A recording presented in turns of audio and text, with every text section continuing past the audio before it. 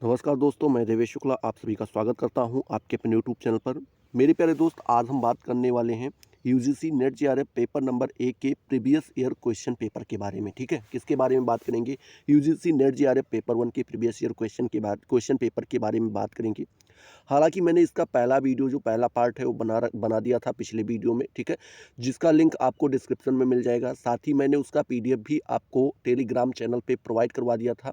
उसका भी लिंक आपको, टेलीग्राम का जो लिंक है चैनल का, वो भी आपको डिस्क्रिप्शन में मिल जाएगा। वहाँ पर जाके आप आराम से पीडीएफ को डाउनलोड भी कर सकते हैं। ठीक है, ये आज आपका पार्ट 2 है, जिसमें पहले में हमने 5 क्वेश्चंस को कवर किया था। आज अगले 5 प्रश्न को कवर करेंगे, ऐसे 2 3 4 पार्ट में। और जो आखिरी पार्ट होगा उसमें मैथ से संबंधित जितने भी क्वेश्चंस हैं उनको सभी को लपेटने का प्रयास करेंगे, मतलब कि एक में ही लाने का प्रयास करेंगे। ठीक है, इस तरीके से आप कह सकते हैं।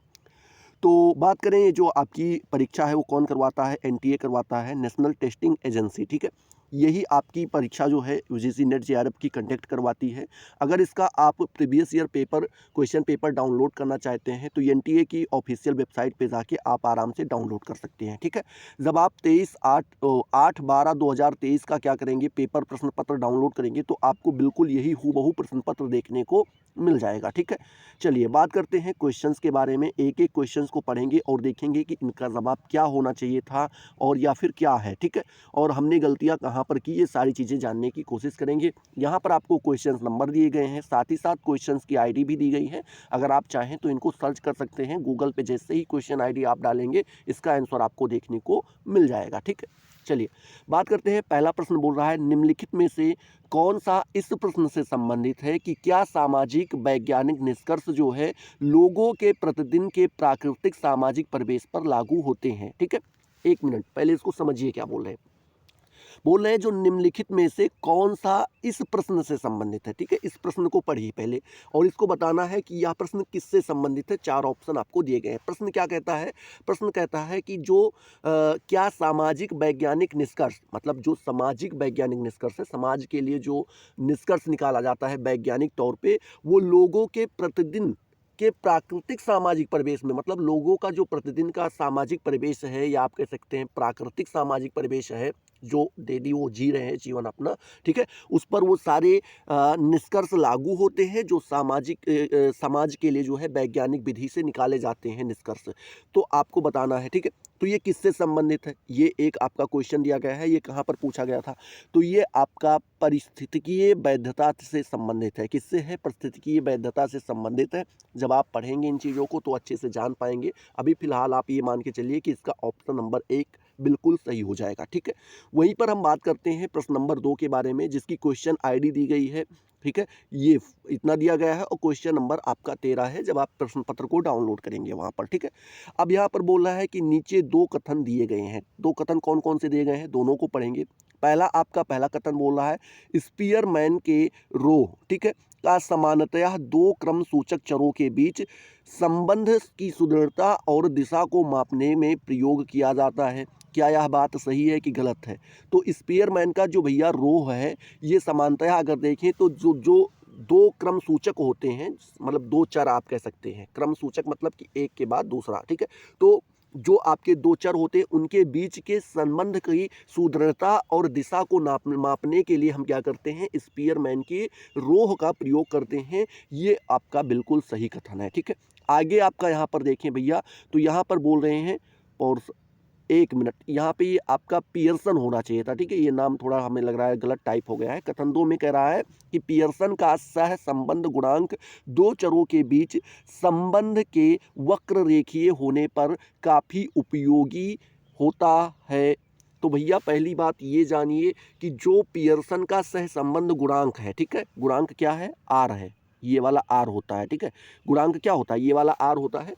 तो ये भैया जो गुणांक है ये क्या करता है, ये सह संबंध को की गणना करने के लिए होता है, ना कि ये क्या करता है, संबंध के रेखीय वक्र रेखीय होने पर ये उपयोगी होता है। ठीक है, तो इसलिए ऑप्शन ये आपका बिल्कुल गलत हो जाएगा। तो इस पे अगर हम देखें तो पहला ऑप्शन आपका सही है और दूसरा गलत है। तो इस तरीके से देखें, पहले में कह रहे हैं कि दोनों सही है, दोनों गलत हैं। इसमें कह सकते हैं ये पहला सही है, दूसरा गलत है। ये सी नंबर ऑप्शन, मतलब तीसरा नंबर आपका बिल्कुल सही हो जाएगा। ठीक है, वहीं पर बात करते हैं अगले प्रश्न अर्थात तीसरे प्रश्न के बारे में, जो कि आपका क्वेश्चन नंबर 14 है और क्वेश्चन आईडी आपकी यहाँ पर दी गई है। ठीक है, चलिए प्रश्न पूछ रहा है निम्नलिखित में से गैर प्रायिकता प्रतिदर्शों की पहचान कीजिए। मतलब आपको बताने हैं कि कौन कौन से ऐसी प्रतिदर्श हैं, प्रतिदर्श जिसे हम क्या कहते हैं, सैंपल कहते हैं या आप नमूना कह सकते हैं, जो कुछ भी आप कह सकते हैं। तो कौन सा ऐसा सैंपल है जो गैर प्रायिकता है। ठीक है, गैर प्रायिकता मतलब कि उसमें हम गेस नहीं लगा सकते हैं आने का या कितना मिल सकता है कितना, ये हमें प्रायिकता नहीं पता है। प्रायिकता मतलब आप समझ रहे हो ना कि 10 में से कितने की आने की संभावना ज़्यादा है, उसी को प्रायिकता कहते हैं। ठीक है, तो अभी हम पहले ही बात करते हैं साधारण यादृच्छिक प्रतिदर्श।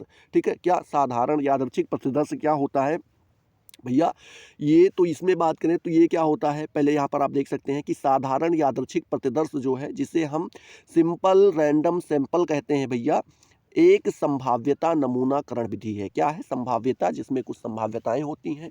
बोलते हैं इसमें जनसंख्या के हर सदस्य के चुने जाने की संभावना समान होती है। मान लीजिए कहीं पर 50 आदमी बैठे हैं तो 50 में से किसी को भी उठाया जा सकता है, ये बिल्कुल समान है, इसमें कोई दो राय नहीं है कि 50 में से 10 को एकदम अलग कर दिया जाएगी तो उनसे तो पूछा ही नहीं जाएगा, बाकी 40 में से किसी को उठा सकते हैं। मतलब 50 में से सभी के उठाए जाने की संभावना समान है, किसी को भी उठाया जा सकता है, किसी से भी पूछा जा सकता है। ठीक है, तो ये आपका जो है गैर प्रायिकता नहीं, ये वाकई प्रायिकता मतलब प्रायिकता प्रतिदर्श में आता है, मतलब गैर प्रायिकता प्रतिदर्श में नहीं आता है। ठीक है, वहीं पर दूसरा आपका बोल रहे हैं नियत मात्रा या फिर कोटा प्रतिदर्श। ठीक है, देखिए इसके नाम से ही पता चल जाता है कि कुछ हिस्से के बारे में केवल बात किया जाएगा, तो इस तरीके से ये आपकी गैर प्रायिकता हो ही जाती है, जो कि यहाँ पर आपको बता भी दिए हैं कि नियत मात्रा या फिर जिसे हम कोटा प्रतिदर्श कहते हैं, यह एक गैर संभाव्यता नमूनाकरण तकनीकी है। ठीक है, क्या है ये आपका गैर, तो यानी बी नंबर आपका ऑप्शन बिल्कुल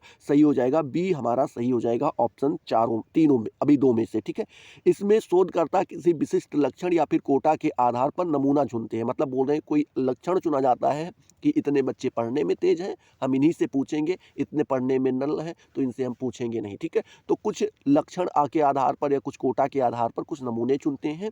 इस तकनीकी में प्रत्येक सदस्य के चुने जाने की संभावना बराबर नहीं होती है। ठीक है, कुछ लोगों को ही टारगेट किया जाता है, तो इसलिए आपका गैर में आ जाएगा। जैसा कि यहाँ पे पूछा गया था गैर प्रायिकता के बारे में हमें बताना है, तो गैर प्रायिकता आपका बी नंबर हो गया। वहीं पर पढ़ते हैं सी नंबर के बारे में।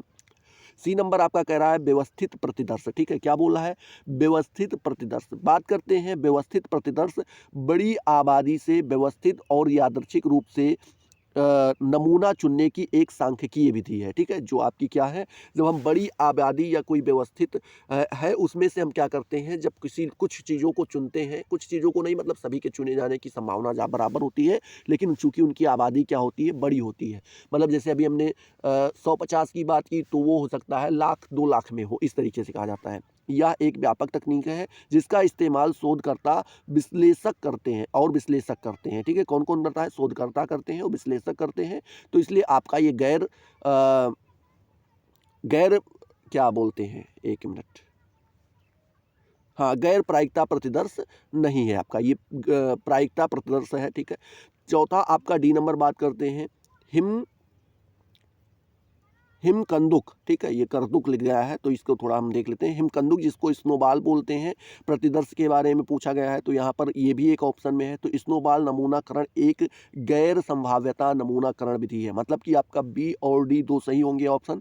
इसका इस्तेमाल क्या किया जाता है, शोधकर्ता किसी अनजानी या छुपी हुई आबादी से जुड़ने के लिए करते हैं। यह विधि नेटवर्क चेन रेफेल या प्रतिष्ठा नमूना विधि के नाम से भी जानी जाती है। ये नाम आपको बिल्कुल याद कर लेना है, हो सकता है इस नाम से पूछ ले तो आपको घबराने की ज़रूरत वहाँ पर नहीं होगी। तो इस तरीके से देखें तो बी और डी सही होंगे, तो इस तरीके से आपका ऑप्शन नंबर भैया 4 बिल्कुल सही हो जाता है। ठीक है, वहीं पर अगले प्रश्न की बात करें जो कि हमारा 15 नंबर प्रश्न है भैया, क्वेश्चन आईडी आपकी यहाँ पर दी गई है।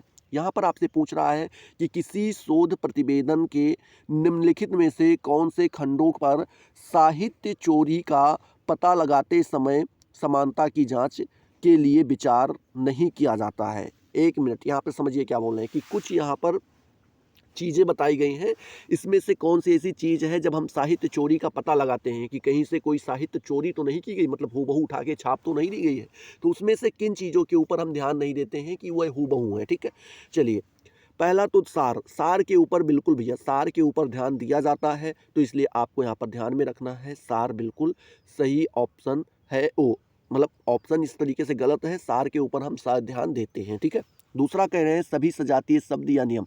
देखिए कोई भी चीज़ लिखने का, जैसे जीवन परिचय आप लिखना चाहते हैं या आप रामायण लिखना चाहते हैं, एक मिनट के लिए, चूंकि गोस्वामी तुलसीदास जी ने और साथ ही साथ उसके पहले वाल्मीकि जी ने जो है रामायण लिख भी दी है, बट अगर आप चाहते हैं कि मेरे हिसाब से रामायण लिखा जाए तो क्या करेंगे आप? पहले रावण का वध करेंगे फिर राम का जन्म करेंगे? नहीं, जो एक नियम है कि पहले राम का जन्म होगा, फिर उसके बाद वो पढ़ने जाएंगे, फिर उसके बाद वनवास होगा, विवाह होगा, वनवास होगा, ये सारी चीज़ें एक क्रम में होती चली जाएंगी, तो आप नियम नहीं परिवर्तित कर सकते हैं। तो इसलिए इसके नियम के ऊपर ध्यान नहीं दिया जाता है, इसलिए ऑप्शन ये आपका बिल्कुल सही हो जाएगा। ठीक है, साथ ही साथ बात करते हैं कि अवलोकन के बारे में, तो अवलोकन भी भैया ये भी देखा जाता है, आपका अवलोकन भी देखा जाता है। साथ ही साथ निष्कर्ष कैसा है ये भी आप हूबहू छाप नहीं सकते हैं, ये भी आप हूबहू छाप नहीं सकते हैं, तो इसलिए ऑप्शन ये भी गलत हो जाएगा, ये भी गलत हो जाएगा। वहीं पर बात करते हैं ग्रंथ सूची के बारे में, तो ग्रंथ सूची देखिए, जैसे कि मान लीजिए आपको रामायण के बारे में लिखना है, तो वाल्मीकि जी ने रामायण लिखा, वाल्मीकि जी के रामायण का ही एक छोटा सा रूप जो है राधे श्याम रामायण लिखा गया। साथ ही साथ हमारे तुलसीदास जी ने भी लिखा, तो उन्होंने वाल्मीकि रामायण को पढ़कर ही तो किया है। अगर आपको भी रामायण लिखना है तो आप क्या करेंगे? वाल्मीकि रामायण को ही पढ़ेंगे।